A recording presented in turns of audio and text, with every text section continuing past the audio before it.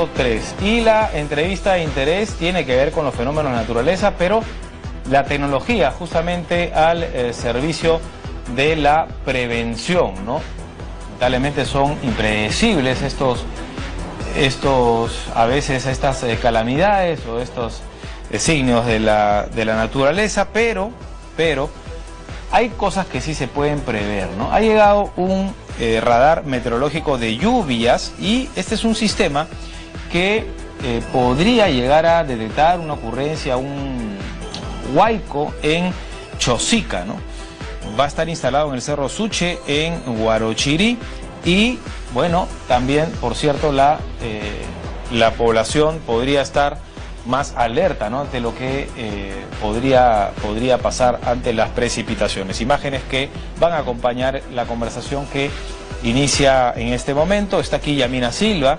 Ella es investigadora científica del Instituto Geofísico del Perú. Gracias por venir aquí, gracias por estar con nosotros, Yamina. Muy buenas tardes. Coméntenos, por favor, sobre este radar, ¿no?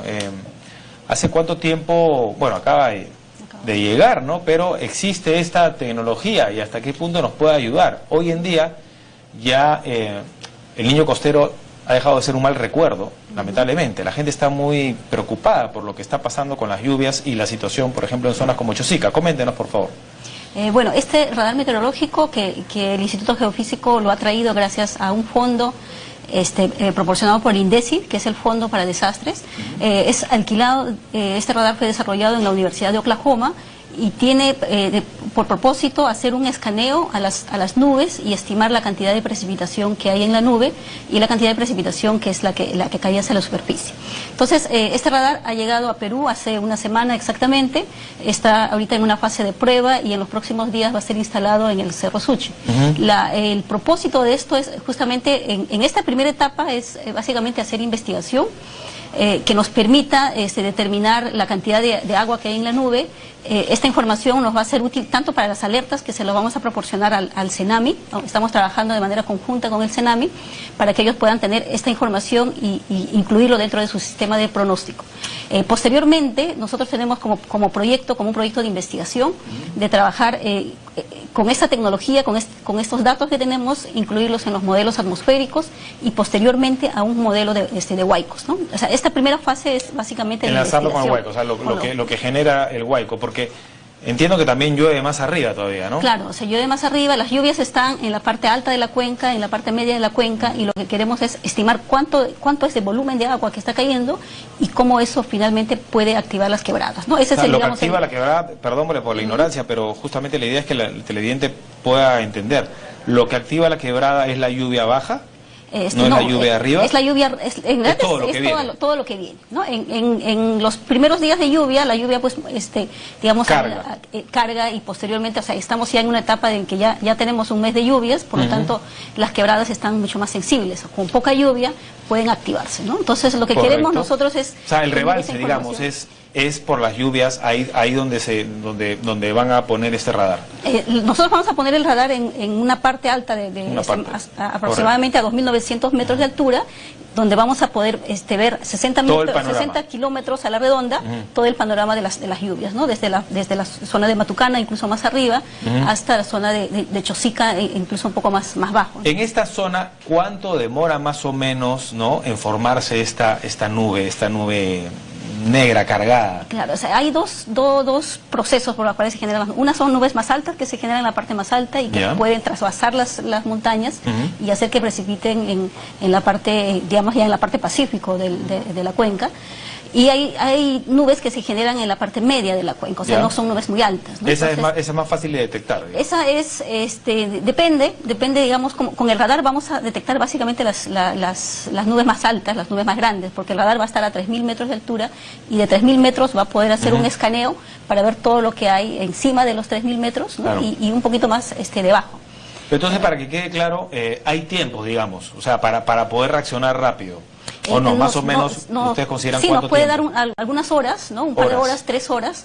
Desde el momento, la idea es de que el radar va a estar prendido todo el tiempo y vamos a poder ir viendo desde la formación de las nubes. O sea, nosotros podemos ver una nube que potencialmente se está desarrollando, ¿no? Y eso, en esta fase el radar tiene dos propósitos. Uno, que podemos tener información en tiempo real de la formación de las nubes, y eso entra al sistema de monitoreo que tiene el servicio de meteorología, el CENAMI, y lo usa como parte de los datos que ellos tienen, por un lado. Y por otro lado, como investigación, nosotros vamos a determinar todos los procesos que tienen que ver con la formación de nubes. Desde el momento en que detectamos una nube que se está cargando de lluvia, cuánto tiempo demora realmente esa nube en activarse, en convertirse en una nube de tormenta. Correcto, y ahí a lo que viene después, que es el huaico, ¿no? Claro, ¿no? Entonces todo este proceso en esta primera etapa es de investigación, ¿no? Lo que queremos llegar en un futuro, de aquí a algunos años, ya a mediano, a largo plazo, es de que esa tecnología de construir radares se puede hacer aquí en el Perú. El Instituto Geofísico tiene capacidad de desarrollar radares, ya tenemos uno que ha sido desarrollado, uno pequeño de investigación, que lo tenemos puesto en Huancayo, que ha sido desarrollado enteramente en el Perú, ¿no? Entonces lo que queremos con este radar, que lo hemos conseguido en alquiler, es aprender, evaluarlo y ver la utilidad que estos radares pueden tener para los sistemas de alerta temprana, ¿no? Ese es el propósito futuro. No, y sobre todo que, bueno, es que hay cosas que no se pueden evitar, y es que la gente que vive ahí no se mueve de ahí, ¿no? Porque las quebradas, digamos, finalmente son desfogues naturales, ¿no? Sí. El problema es que ahí está sentada. Ahí es sentada la población. Sí. Entonces, por lo menos, no sé, cuando hay una alerta de tsunami, por decirle algo, las personas se van hacia las zonas altas, ¿no? En el caso de las quebradas, bueno, ya habrán seguramente lugares para evacuar. Sobre todo me parece interesante porque hay varias horas, pero más aún importante es que se estudia todo el fenómeno, ¿no? Desde su inicio, ¿no? Exactamente, sí. Ahora, esto se cierra el círculo también con el tema del caudal, ¿no? Porque el caudal también se va formando, y eso, recuerdo mucho cuando pasó el Niño costero en Piura, se medía mucho, ¿no? El caudal de los ríos y los afluentes, ¿no? Entonces ya más o menos se podía tener un panorama más amplio, ¿no? Exactamente, o sea, cuando medimos los caudales del río, realmente estamos haciendo mediciones puntuales. La ventaja del radar es que nos da un área. Entonces podemos estimar la cantidad de lluvia que hay en un área mucho más grande, ¿no? En un área hasta de 100 kilómetros podríamos tener cuál es la cantidad de lluvia. Entonces eso, en un futuro, efectivamente, esta información puede entrar a un modelo hidrológico, claro, y poder estimar cuál es el caudal que va a llegar. Y eso sí, dependiendo del tipo de cuenca, podemos tener varias horas de retraso desde que haya una lluvia fuerte y cuánto demoraría, por ejemplo, en ocurrir una inundación, ¿no? Si hablamos de zonas un poco más bajas. Claro, y habría que ahí combinar el agua, como comentábamos, el agua que venía de más arriba, el agua que termina juntándose, ¿no? Porque esta agua es como que se empoza también, ¿no? Claro. Y luego rebalsa, ¿no? Y es la que pasa, bueno, la que cae con todo, ¿no? Sí, efectivamente, o sea, cae la lluvia, luego esa escurre por la superficie, hay una parte de esto que infiltra, pero cuando ya estamos en temporada de lluvias, como estamos ahora, eso simplemente es como si fuera un reservorio que colapsa, digamos. Claro, sí. Sí. ¿No? Porque incluso las piedras, los árboles, todo viene de más arriba, ¿no? Claro, sí, efectivamente, desde las partes altas, y hay cantidad de sedimento que es arrastrado pues por estas lluvias. Ahora, en cuanto a entiendo que es un proceso largo que están determinando para estudiar el fenómeno. ¿En algún momento se prevé estudiarlo también más arriba? ¿O no? ¿O es innecesario? No, depende de la cuenca. En este caso nosotros estamos enfocados en una parte de la cuenca del Rímac. Si nosotros quisiéramos estudiar toda la cuenca del Rímac, necesitaríamos no uno, sino tener una red de radares. Una red de radares, ¿no? Entonces nuestro propósito, las zonas andinas, el Perú tiene una característica de la topografía, que son cuencas muy pequeñas. Entonces si nosotros, este radar en estos momentos está en el observatorio de Jicamarca y está rodeado de cerros. Entonces nosotros tenemos que apuntar al radar, tenemos un pequeño espacio para mirar el cielo. Entonces por eso que en el Cerro Suchi lo vamos a poner en la parte alta, que nos permite ver toda la extensión. Entonces si quisiéramos estudiar la parte un poco más baja, tendríamos que ubicarlo más abajo. Entonces, se necesitaría un radar un poco más pequeño. Entonces, justamente el propósito del proyecto del Instituto Geofísico que a largo plazo la mayor extensión. Es diseñar radares específicamente para determinadas zonas. O sea, no es lo mismo, por ejemplo, poner un radar en Piura que un radar ponerlo en la cuenca del río Rímac. Entonces, cada radar va a tener que tener sus propias características, ¿no? De acuerdo a las zonas de interés. Entonces, esto es, efectivamente, es un inicio, estamos bastante satisfechos por haber logrado tener este presupuesto del FONDES, que nos va a permitir ahorita estamos poniendo una semilla, pero creemos que esto pues es una tecnología que nos va a ayudar mucho en el futuro, ¿no? Interesante que se puede hacer acá también, ¿no? Como y se usted puede señala, desarrollar, ¿no? en el Perú. Sí. Hay que hacer inversión definitivamente en ciencia, ¿no? Sí. En Sí. ciencia. Avanzaríamos muchísimo, ¿no? Sí, hay toda una fase de desarrollo tecnológico, innovación tecnológica, va a tener que entrar una parte de innovación. Claro, ciencia y tecnología. Entonces, y luego viene una parte de investigación. Por ejemplo, el radar, lo que nos mide el radar es la reflectividad. O sea, el radar es una onda electromagnética que se emite y que rebota de un cuerpo, dependiendo de la característica de las gotas de agua que tenemos en la nube, si es agua, si es hielo, o si todavía es vapor, tenemos una señal. Entonces, eso es lo que, digamos, reflectividad. O sea, a partir de ahí, para llegar a lluvia, hay toda una fase de investigación, claro, que es la que estamos haciendo. Y además es impredecible, ¿no? Porque un fenómeno puede comenzar igual que otro, pero, no culmina igual. Exactamente, sí, hay toda una fase de evaluar los diferentes fenómenos. Entonces, claro, vamos a tener esta temporada de lluvias, lo que queda, ¿no? En febrero y marzo, con datos que nos van a permitir hacer mucha investigación. Vamos a trabajar con las universidades, ¿no? Aquí en Perú, para sacar tesis, para sacar investigación, desde los ingenieros, ¿no? Hasta los físicos, los meteorólogos, que tienen que estudiar los fenómenos, la microfísica de las nubes, estudiar las gotitas, o sea, la distribución de tamaños de gotas, que es una parte importante para poder estimar cuánto de agua cae, ¿no? ¿Cuánto cae? Y también depende de las lluvias, porque si se van acumulando también, ¿no? O sea, llueven varios días y... Porque si no, de otra manera, esa especie de agua emposada, digamos, seguirá secando, imagino, ¿no? Sí, o sea, tenemos... Si es que no llega a discurrir, quiero decir. Tenemos periodos, ¿no? De 3 o 4 días de lluvias seguidas, como lo que hemos tenido en estos últimos días. Ahora sí, claro. Pero también hay periodos en que puede llover un solo evento, un solo día, pero muy intenso. Muy fuerte. Muy intenso, sí. Ahora, una pregunta aparte, digamos, en ese sentido, ¿los fenómenos hoy son más fuertes que antes o eso es indistinto, digamos? Tenemos alta variabilidad en la intensidad de los eventos, en la frecuencia. Fíjese, esas son las últimas, ¿no? Las lluvias, las gotas además muy gruesas, digamos, ¿no? Son gotas de lluvias andinas. Andinas, o sea, porque claro, no son las lluvias costeras que estamos bueno, las que nosotros acostumbrados, conocemos que no son lluvias en realidad, ¿no? Claro, que son la garúa, la llovizna, ¿no? Una garúa, ¿no? Sí, estas son netamente lluvias de verano, son como lluvias tropical, ¿no? andinas, sí. Que no estamos acostumbrados en Lima, además, o sea, no estamos. Bueno, no preparados. estamos, ahí están los techos, ¿no? Sí. Bueno, algunos de ellos sí. Entonces, pero le preguntaba, entonces varía.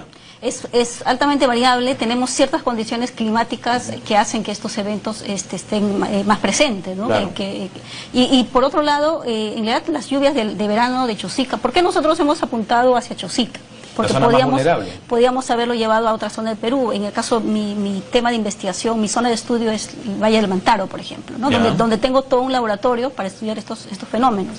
Pero lo hemos puesto en Chosica porque las lluvias de Chosica, con niño o sin niño, con niña o niño costero, se van a presentar. O sea, son lluvias estacionales de todos los años, ¿no? Y ya sabemos. Entonces, hay la otra fase digamos, que ya no es nuestro tema de investigación, es la parte de la vulnerabilidad social, que digamos ya son otras entidades, ¿no? Y me parece pertinente porque de pronto esta población que no entiende que está en constante riesgo, finalmente, tal vez con los estudios, se convence de que esto pasa y va a seguir pasando y seguramente con el cambio climático va a ser peor, ¿no?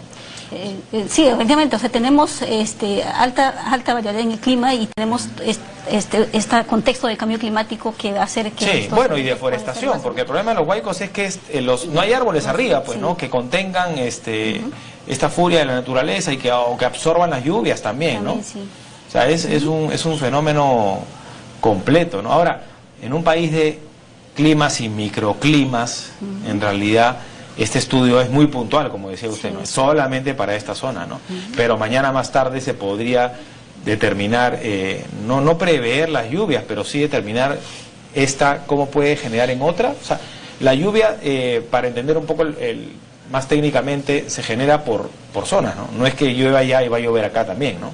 No. Acá en Lima, quiero decir, en Chosica, o sea, las mismas nubes, ¿no?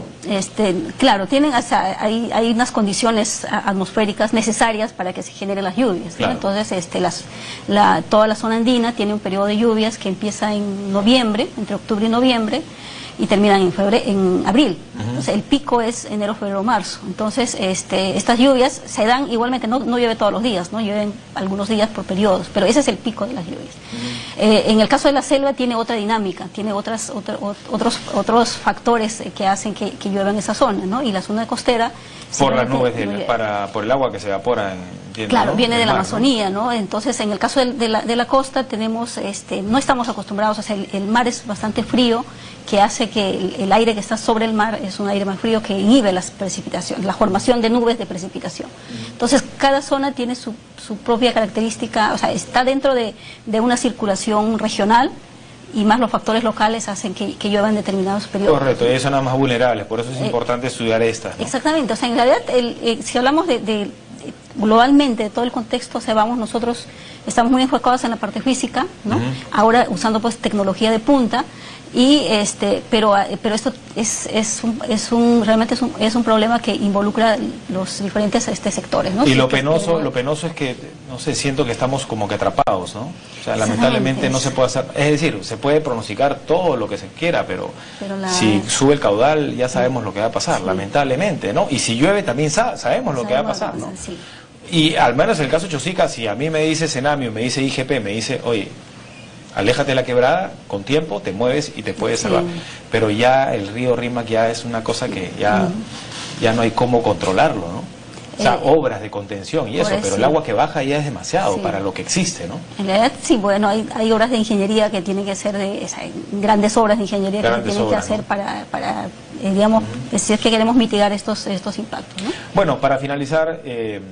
la tecnología es norteamericana, dijo, ¿no? De Estados Unidos, en una universidad de Estados Unidos. Sí, es de la Universidad de Oklahoma, ¿no? Del Centro de Desarrollo de Radares, que son líderes realmente en Estados Unidos. Oklahoma es la zona donde se desarrollan la mayor cantidad de eventos meteorológicos en los Estados Unidos, ¿no? Y no es raro que, bueno, la universidad ha desarrollado esa tecnología, ¿no? Justamente para monitorear, para evaluar, para predecir, ¿no? estos eventos. ¿Y ustedes ya trabajan con la academia o no? Todavía no hay un... No, sí, tenemos proyectos que estamos trabajando, ¿no? En un caso particular relacionado a este tema de nubes y lluvias. Tenemos un proyecto financiado por Concitec y trabajamos con la Universidad San Marcos, particularmente con la unidad de posgrado, ¿no? Actualmente tengo 5 doctores, 4 de ellos extranjeros y un peruano, que han venido por un periodo de 3 años precisamente para fortalecer esta línea de investigación, ¿no? Que tiene que ver con nubes y precipitación asociado a los eventos extremos. Correcto. Bueno, muchas gracias por haber venido y por mostrarnos, bueno, las imágenes son elocuentes, pero darnos mayores detalles, ¿no? Sobre este radar que ya está ahí, ya se encuentra ahí, ¿no? Ya está. Todavía no, todavía no lo hemos puesto en el Cerro Suche, va a ser los próximos días, y bueno, en cuanto tengamos las primeras imágenes, pues ya los mostraremos, ¿no? Claro, de qué manera eso va botando la estadística, ¿no? Y además va a complementar un trabajo que, hay que decirlo, ha mejorado también la tecnología, es un tema de acceso también a la tecnología y los recursos, ¿no? Pero Senami ha mejorado mucho en su labor, ¿no? Sí, en este caso estamos trabajando de la mano con ellos. Senami, sí. Bueno, muchas gracias a Yamina Silva, investigadora científica del Instituto Geofísico del Perú, a propósito del primer radar meteorológico de lluvias que permitirá, digamos, la consecuencia es el Huayco finalmente, ¿no? En Chosica, pero básicamente la idea es estudiar las lluvias, ¿no? Que se generan en esa zona, que podrían generar luego el rebalse, ¿no? El desborde, y generar luego el Huayco. Primero hay que saber a qué nos enfrentamos, ¿no? Y de qué manera se forman, ¿no? estos huaicos. Gracias nuevamente, vamos a hacer una pausa.